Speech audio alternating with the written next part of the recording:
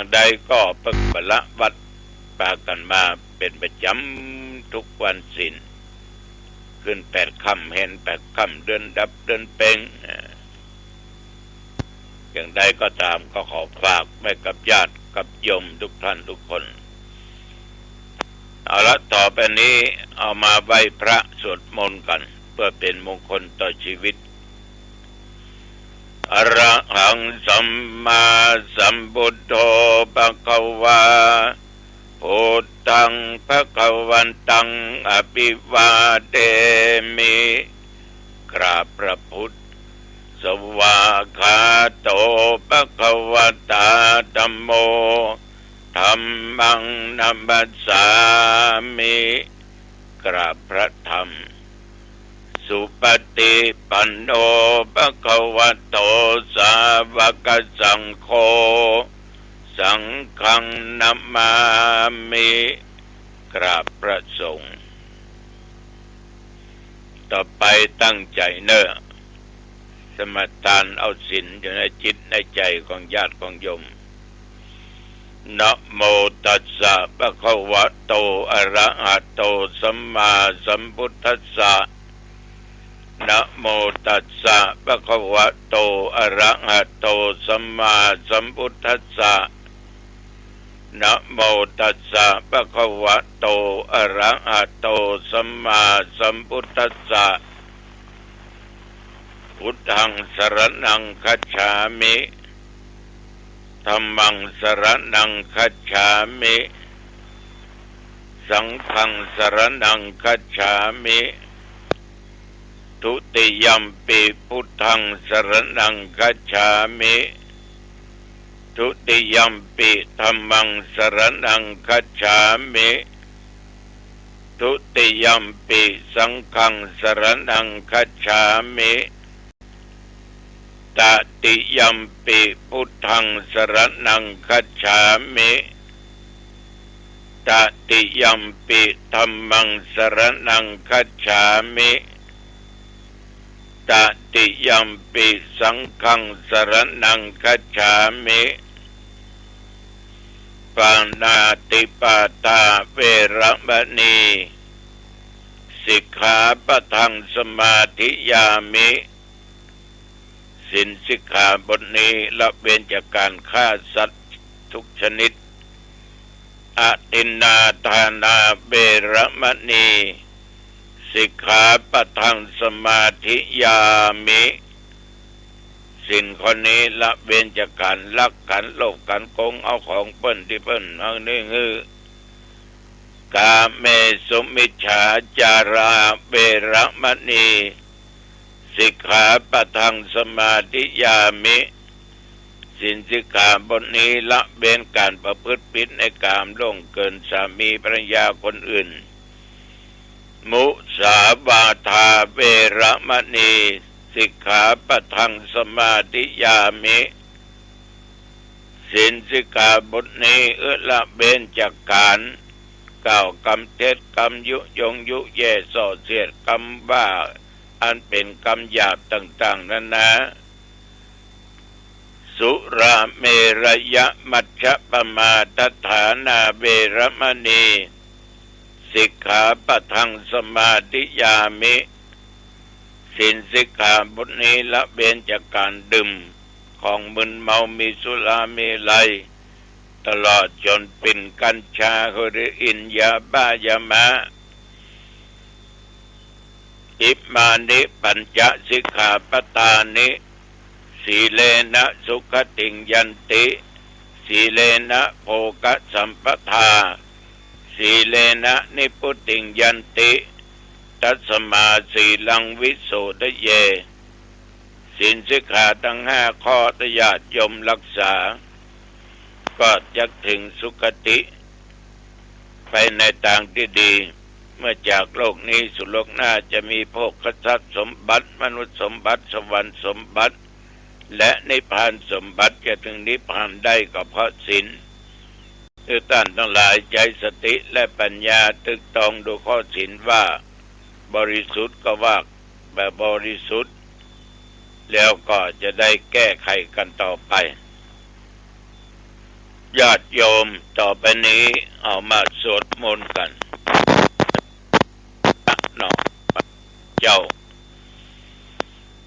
เอเอกังสัมมายังภังกวาสาวัตถิยังวิหารติอิติปัตตานเนมิกาตาเยตระโคปะกวาปัญจวัคคีย์เยปิกขุอามันเตสิทเวเมปิกเวอันตาปะปะเจเตนะนาเสวิตาพังโยจะยังกาเมโสกามาสุขันเลกานุโยโกอิโนคัมโมปุตโตชานิโยอานาลิโยอนัตตาสันกิโตโยจะยังอัตตากิลธานุโยโคโตโคอนาลิโยอนัตตาสันโอเอเตเตปิกัมเวอันเตอนุปคัมมะมัจฉิมาปฏิปทาตถาคเตนะอภิญญายาสัมโพธายานิพพานายาสังวัตติกตัมมาจาสาภิกขเวมัจฉิมาปฏิปทาตถาคเตนะอภิสัมพุทธะจักขุกัลละเนยานากัลละเนอุปมายาอภิญญายาสัมโพธายานิพพานายาสังวัตติอายะเมวะอาจิโวสัมมาปัญญโมสัมมาสติสัมมาสัมปติอายังโกสาภิกขเวมัชฌิมาปฏิปทาตถาคเตนะอภิสัมพุทธะจักขุกัลละเนยานะกัลละเนอุปสัมปยาอภิญญายาสัมโพธายานิพพานายาสังวัตติอิตังโหปันนาภิกขเวตุกังอริยสัจจังจติปิตุกาจัลลาปิตุขามรณัมปิตุกังโสกปริเตวะตุกะโตมันนาสุปยาสาปิตุกังอภิเยเกสัมปโยโกตุโขปิเยเกวิปโยโกตุโขยัมปิจังนัลลาปฏิตัมปิตุกังสังกิเตนะปัจจุปทานากันตาตุขาอิตังโขปันนาภิกขเวตุกังสัมมุทัยโยอเนยสัจจังยายังตโพโนปเวทานันติราคาสังอากาตาตตะละตตะละปินันติติสยาติตังกัมมะตัณหาภาวะตัณหาวิภาวะตัณหาอิตังโขปันนาภิกขเวตุกังนิโรโตอริยสัจโยตัณหาอเสสะวิลาคานิโรโตจะโกปตินิสโกมุตติอนาลายโยอิตังโขนาภิกขเวทุกังนิโรธกามินิปฏิปทาอริยสัจจังอายะเมวะอริโยอัตถังกิโกมะโกสยาติตังสัมมาทิฏฐิสัมมาสังกัปโปสัมมาวาจาสัมมากัมมัตโตสัมมาอาชีโวสัมมาปัญญโมสัมมาสติสัมมาสมาธิอิตังตุขังอริยสัจจันติเมปิกังเวปุเปอนันนุโสเตสุธรรมเมสุจักขุงกุตปฏิญาณังอุตปฏิปัญญาอุตปฏิวิจาอุตปฏิอโลโกอุตปฏิตังโกปนิตังตุกังอริยสัจจังปาริยยันติเมปิกังเวปุเป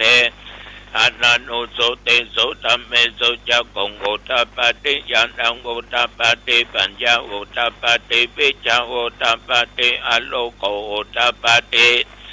ตังโอปานิตังตุกังอริยสัจจังปาริยัญญาตันติเมปิกังเวปุเปอนันนุโสเตสุธรรมเมสุจักขุงอุตปฏิญาณัง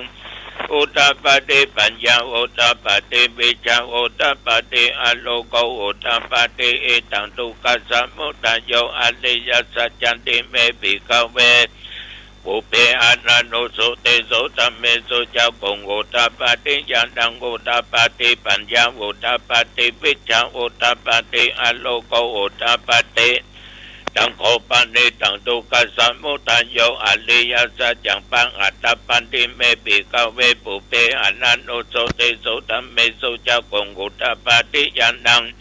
อุตตปาติปัญญาอุตตปาติวิชาอุตตปาติอโลโกอุตตปาติตังโคปันนิตังทุกขสมุทัยโยอริยสัจจังปังอันติเมภิกขเวปุเพอานานุสุเตโสตัมเมสุเจ้าคงอุตตปาติญาณังอุตตปาติปัญญาอุตตปาติวิชาอุตตปาติอโลโกอุตตปาติอิตังทุกขนิโรโธอริยสัจจันติเมภิกขเวปุเพอานานุสุเตโสตัมเมสุเจ้าคงอุตตปาติญาณังอุตตปาติปัญญาอุตตปาติวิชาอุตตปาติอโลโกอุตตปาติตังโคปันนิตังทุกขานิโรโธอริยสัจสัจจิกตปาติเมปิกเวปุเพอานานุสุเตโสตัมเมสุเจ้าคงอุตตปาติญาณังอุตตปาติปัญญาอุตตปาติวิชาอุตตปาติอโลโกอุตตปาติตังโคปันนิตังทุกขานิโรโธอริยสัจสัจจิกตันติเมปิกเวปุเพอานานุสุเตโสตัมเมสุเจ้าคง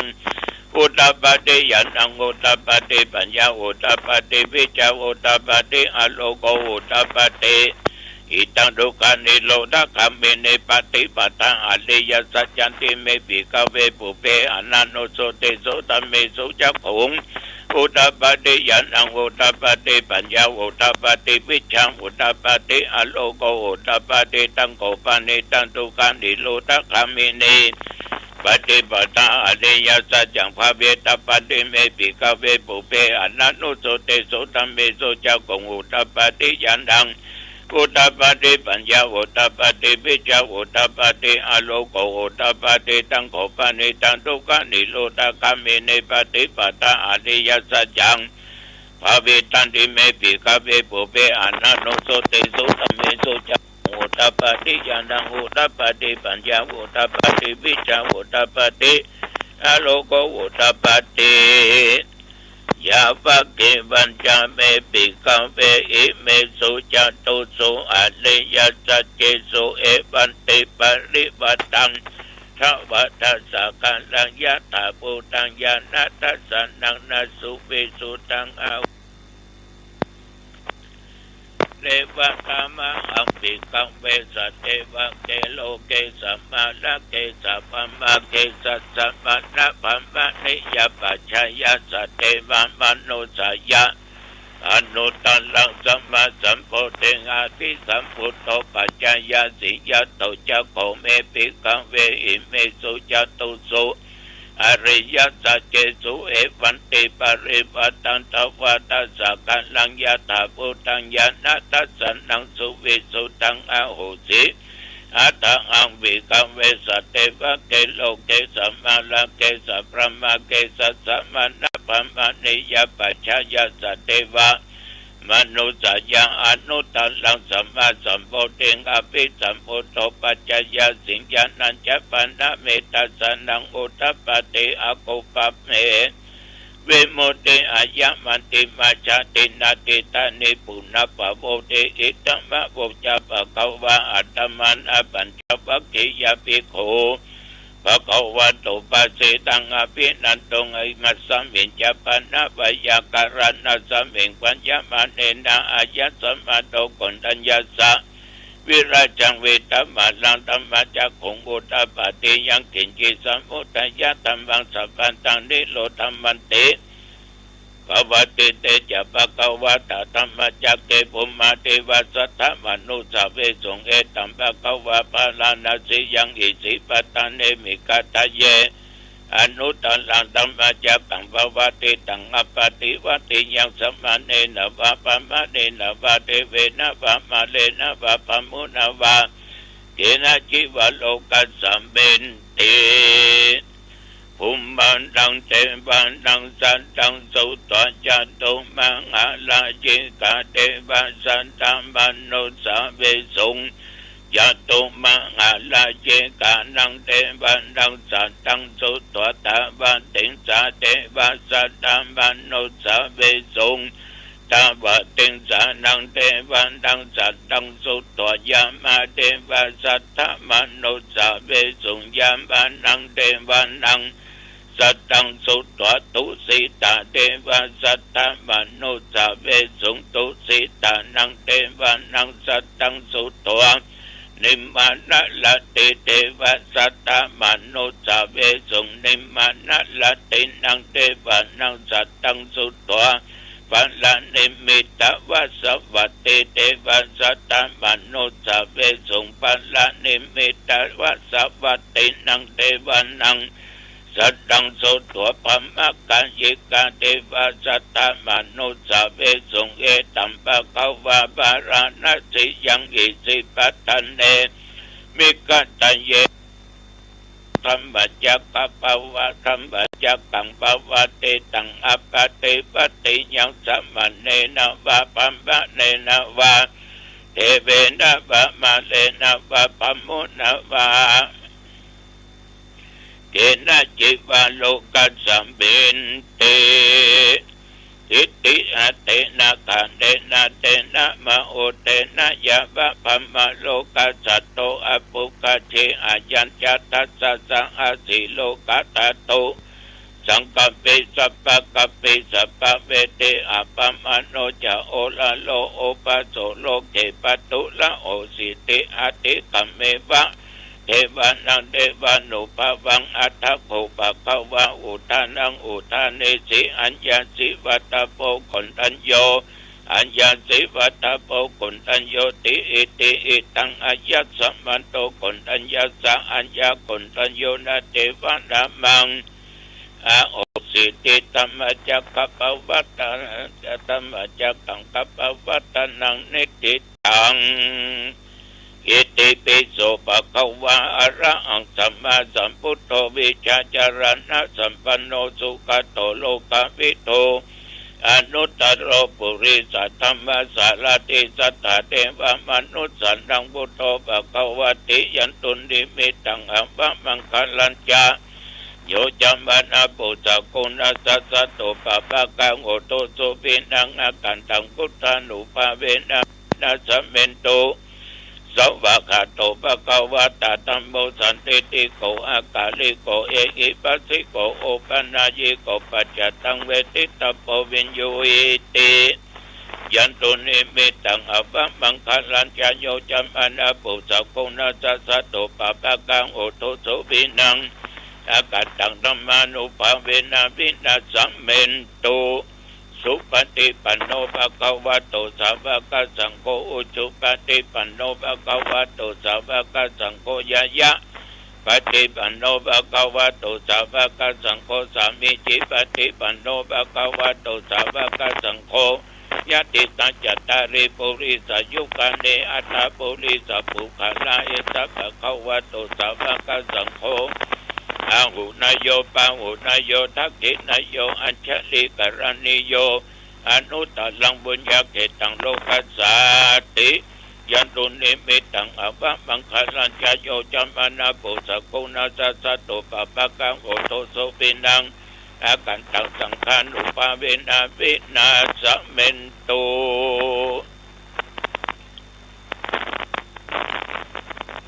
วันนี้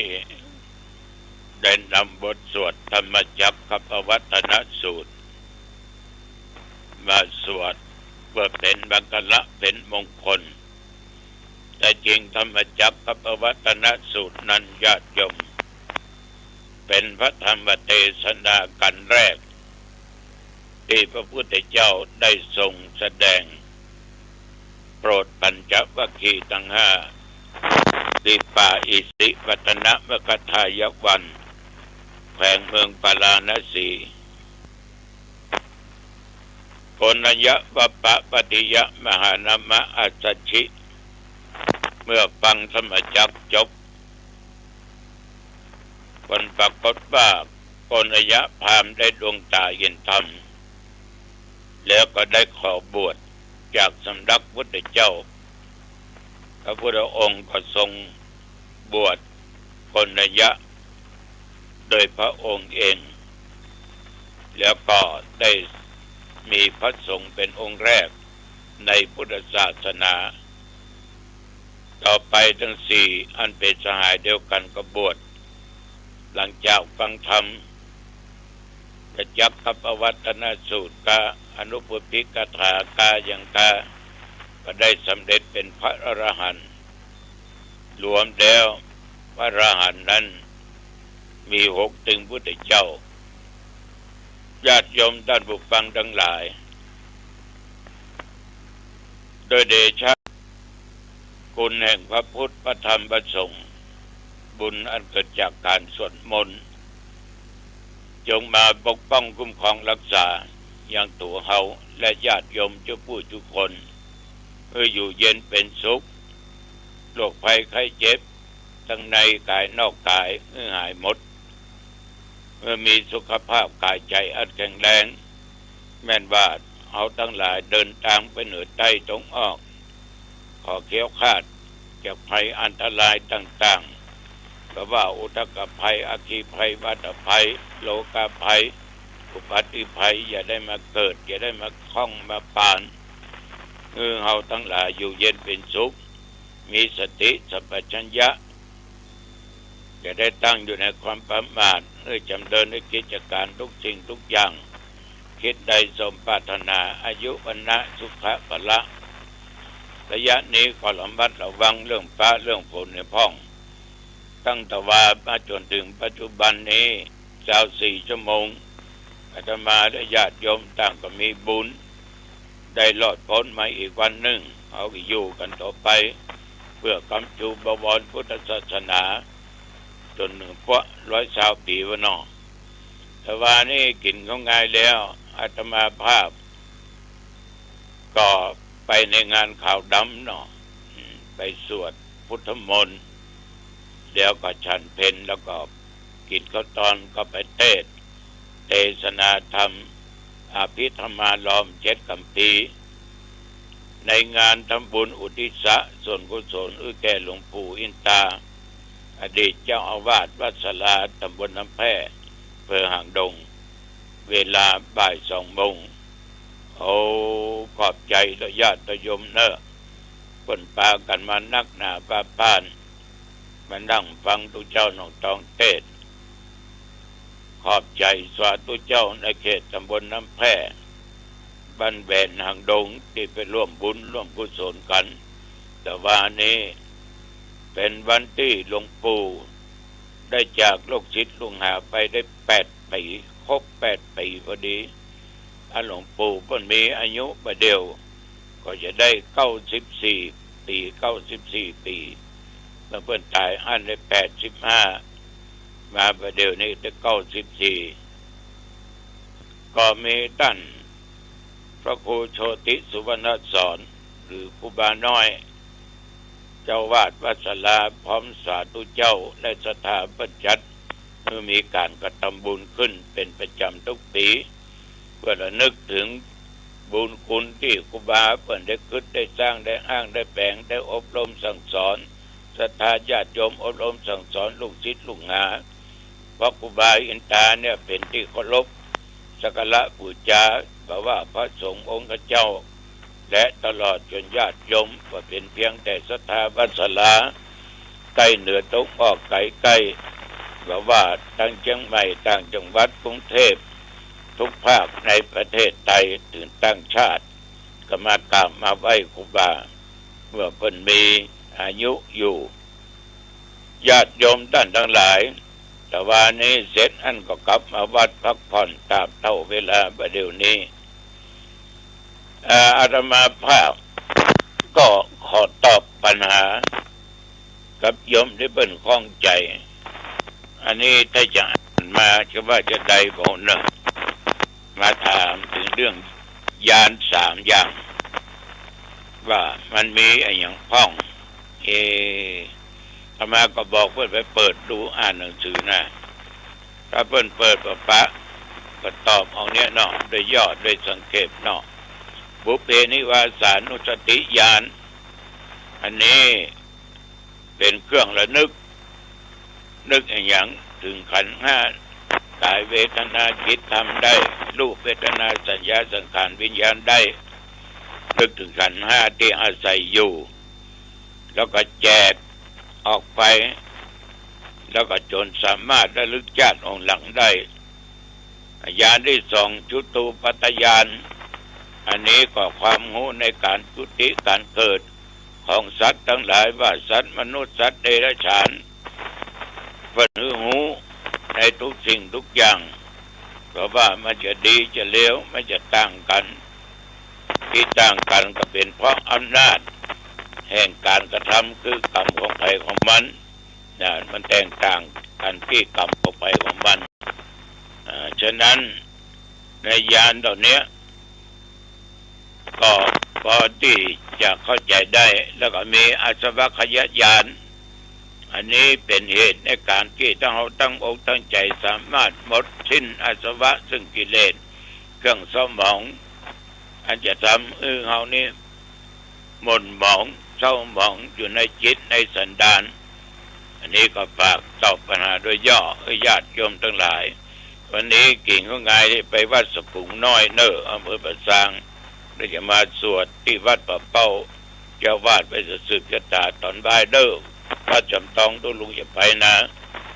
วันพุกนี่8 โมงเมื่อคืนเอาปะกันที่วัดบ้านดงนอเทศในงานศพตัวเจ้าบ้านดงอำเภอสัมปะตองวันนี้เวลาพอดีพองามอายุวันโนสุขังพลังพบกันใหม่โอกาสหน้าเจริญพรกล่าวธรรมะดังนี้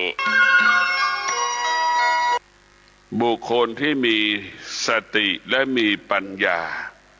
จึงมี